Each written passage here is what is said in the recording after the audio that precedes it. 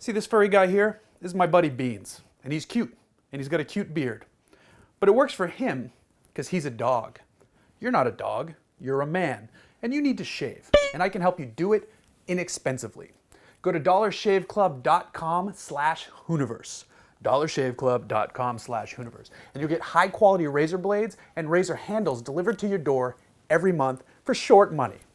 You don't want to look like a dog, you want to look like a man. So go to the website, sign up, get your gear, and get your face in gear. Shave time, shave money, shave your face with dollarshaveclub.com/Hooniverse. Isn't that right, buddy? Yeah, that's right. Okay, you can go now.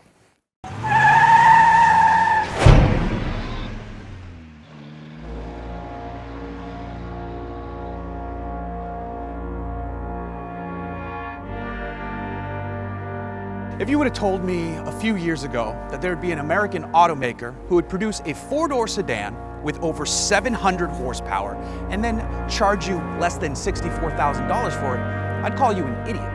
Then you could turn around and call me an idiot because I'd be wrong. This is the 2015 Dodge Charger Hellcat. Awesome name, amazing engine with tons of horsepower, and it's priced around $63,000. We have it today, and we're taking it to the racetrack. This is going to be the Hellcat experience.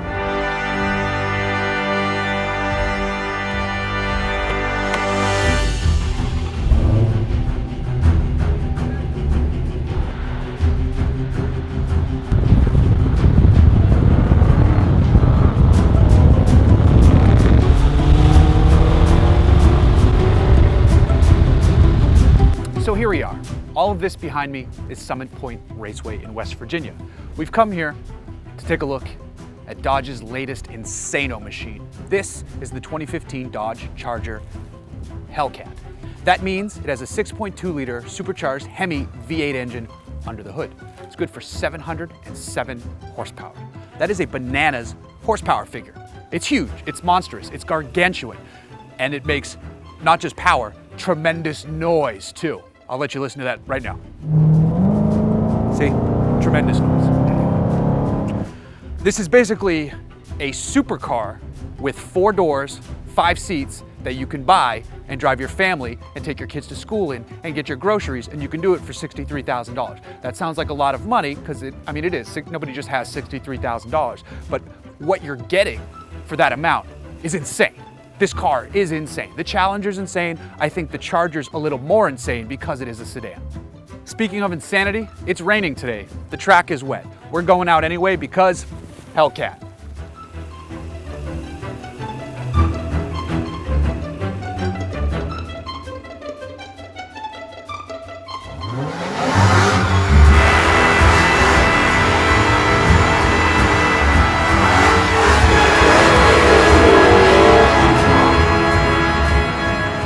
So what's it like to drive a 700 horsepower sedan on a racetrack?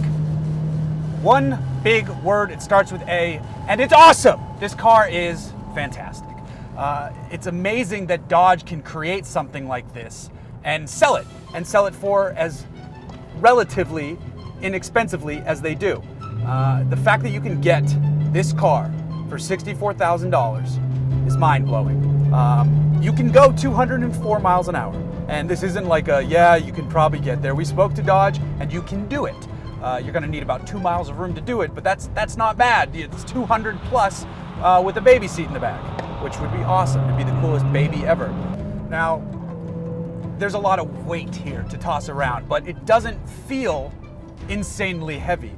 There's good heft in the wheel, but it's translating what everything is doing very nicely. I mean, on initial turn-in, the steering wheel is a little light, but it immediately catches, and the car is changing direction exactly how you expect it to.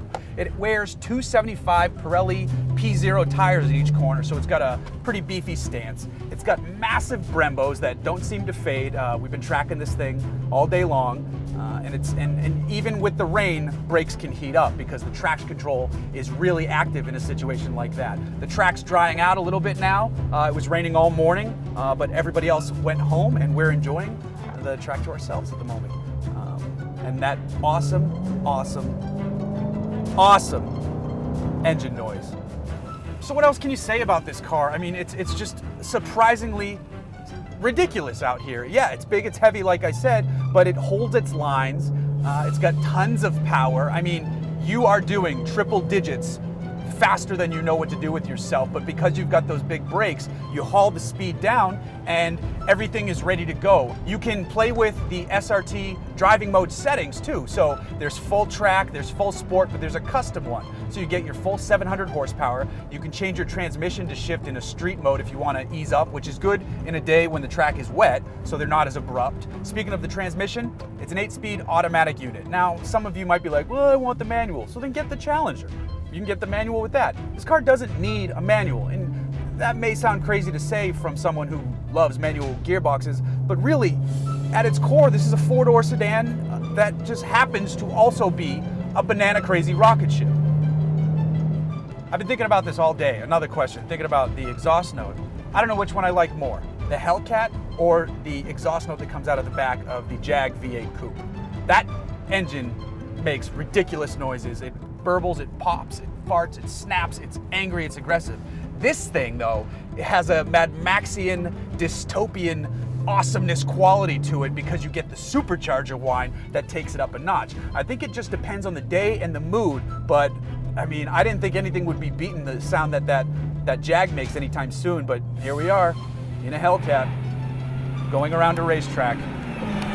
Just a ridiculous time. Driving it on the track, though, you start to think, well, what would it be like on the street? You know, you can firm up the suspension because it's got the adjustive damping, but how would that translate to driving this thing on the street? This is what it's like. I've taken a Hellcat away from the track so I can experience it out on the street. And you know what?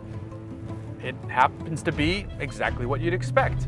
It's a 707 horsepower car that can be driven tamely and easily around town. It's got the seats in the back for your family and friends. I'm driving it in the rain right now. I've got traction control on. It's a smart system. It'll still, I mean, if you stomp on that gas pedal, it's still gonna step out because it's 707 horsepower and a metric fuck ton of torque. That's a professional term. But you know, these seats are well bolstered, but they're nicely padded too, so it's comfortable. You've got this awesome next generation Uconnect system with a great audio system, easy to use automatic gearbox that's also fairly intelligent, as you saw on the track. You know, it knows when to shift as you come down and brake into the corner to shed speed. It's a very smart system. I'm very happy with this gearbox. I'm glad it doesn't have their 9-speed gearbox. But all in all, you could live with this on a daily basis. Yeah, your fuel economy is gonna suck. They say it gets 21 on the highway, but if you're getting 21, you're not driving it. I'm sure you could get it if you really light-footed it. You know, it does have 8 speeds, so if you're all the way in 8th gear, you're gonna be saving on fuel. But that's not why you get a Hellcat. You get a Hellcat to drive the shit out of it.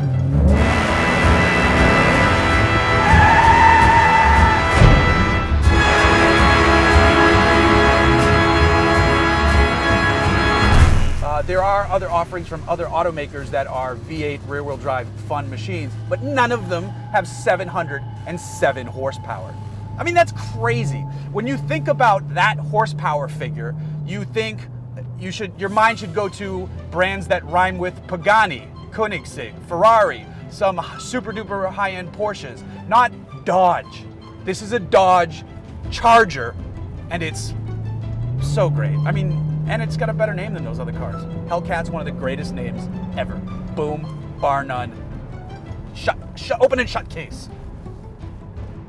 Your Honor, I declare a mistrial. I don't know what that means, but it sounded better in my head.